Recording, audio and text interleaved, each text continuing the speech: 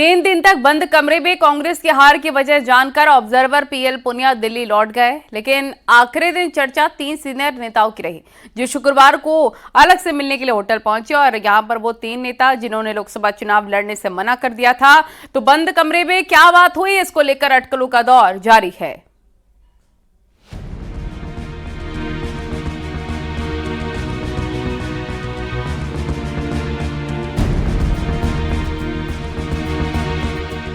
उत्तराखंड में कांग्रेस लोकसभा चुनाव क्यों हार गई? 3 दिन देहरादून में बिताकर और एक एक नेता से मिलकर ऑब्जर्वर पीएल पुनिया दिल्ली लौट गए, लेकिन हार की समीक्षा के आखिरी दिन कांग्रेस ऑफिस में चर्चा 3 नेताओं की मुलाकात की रही।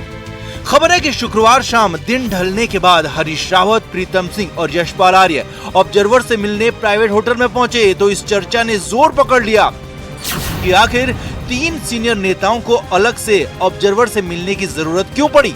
3 नेताओं के एक साथ पहुंचने पर चर्चा इस बात की भी होने लगी है कि क्या प्रदेश अध्यक्ष करण माहरा की कुर्सी खिसक सकती है, या फिर तीनों नेताओं से चुनाव न लड़ने की वजह पूछी गई, क्योंकि तीनों कांग्रेस के बड़े चेहरे हैं। कांग्रेस नेता प्रीतम सिंह का कहना है कि जिसे राजनीति दिखती हो दिखे, लेकिन ये मुलाकात सामान्य थी। तो पीएल पुनिया ने कहा कि ये बातें मीडिया को बताई नहीं जा सकती। कल 3 बड़े नेता आपसे मिलने भी आए, वो भी सुर्खियों में। सभी मिले हैं और हमने कहा था कि सब मिले, तो सब मिले हैं।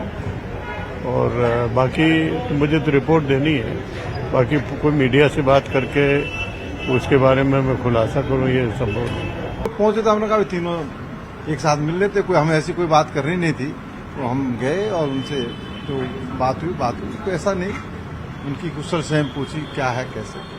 इसके मतलब कोई दूसरे मायने, इसके राजनीतिक मायने निकालने वाले तो राजनीतिक मायने निकालते रहे, पर लेकिन सामान्य और शिष्टाचार भेंट। कांग्रेस में मुख्यमंत्री का पद हो, प्रदेश अध्यक्ष का पद हो या फिर नेता विपक्ष का पद, बाहर बैठे नेता दूसरे नेता की कुर्सी हिलाने में कोई कसर नहीं छोड़ते। तो क्या लोकसभा चुनाव में हार को लेकर 3 सीनियर नेताओं की कोई जिम्मेदारी तय होगी, या फिर हार के लिए प्रदेश अध्यक्ष की कुर्सी जाएगी? ये बड़ा सवाल है।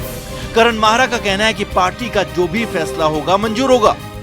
जो भी मुझे डिलीवर करना था मैं उसको पूरी ताकत से डिलीवर कर रहा हूं। जो भी मुझे सर्विसेज कांग्रेस को देनी चाहिए वो मैं अपनी पूरी ईमानदारी के संग दे रहा हूं। बाकी हाईकमान तय करके, हम लोग तो सिपाही हैं, जहां लगाएंगे हम वहां लगेंगे। अगर इसी में कंटिन्यू करना होगा इसमें करूंगा, और अगर नहीं होगा तो कोई ना कोई जिम्मेदारी मैं लेते रहूंगा और कांग्रेस के लिए काम करते रहूंगा, मुझे कोई दिक्कत नहीं है।